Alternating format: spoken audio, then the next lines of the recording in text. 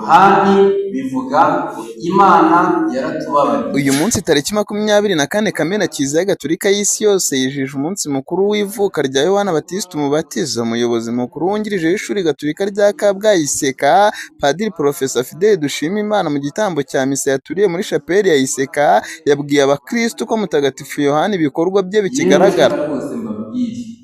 Abantu mwiyambaza abatagatifu bazi n'abantu cyangwa abatagatifu baritayo byabagoye, ibintu byabo byagoranye, bateza umwana Yesu, bande abo bose, buriya Yohani Batista umuntu uzajya amwiyambaza azajya amenya yuko Yohani Batista afite imbaraga zidasanzwe, ijambo rye rifite imbaraga imbere ya Yesu Kristo.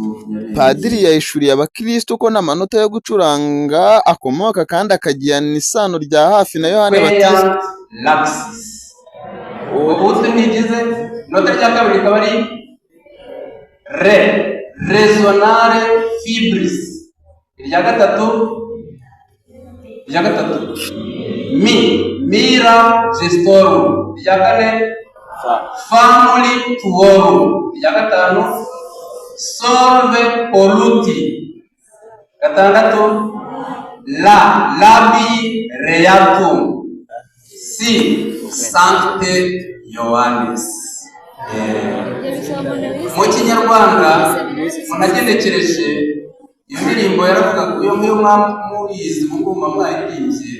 Mu Kinyarwanda no kuvuga ngo kugira ngo abagaragu bawe babashe kuririmba ibisingizo byawe n'ibikorwa by'ubuhangange bwawe, usukure umunwa wacu uvaneho ubwandu bw'icyaha, wowe mutagatifu.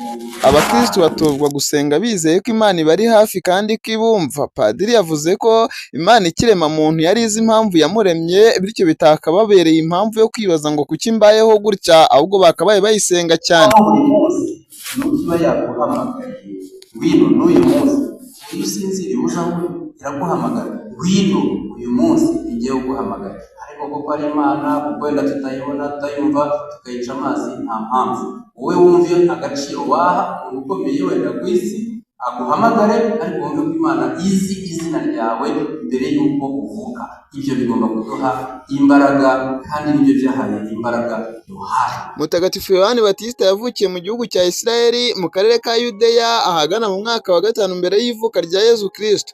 Yari umwana wa Zakariya na Elizabeti, wari mwene wabo wa Bikira Mariya. Yohani Batista niwe wateguriye abantu kwakira Yesu Kristo, kandi niwe wamubatije mu ruzi rwa Yorodani. Yapfuye ahagana mu mwaka wa 29 nyuma y'ivuka rya Kristo, amaze gucibwa urwo gupfa n'umwami Herodi bitewe n'ubugambanyi bwa Herodiya n'ubusabe bw'umukobwa we Salome.